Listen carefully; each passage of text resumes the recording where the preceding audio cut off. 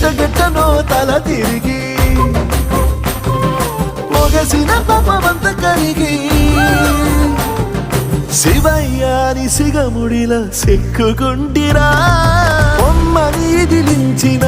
కసురుతూ కదిలించిన శూలముతో పొడిచిన పాములు కరిపించిన నిన్నొదిలితే నా పేరిక తిన్నడే కాదురా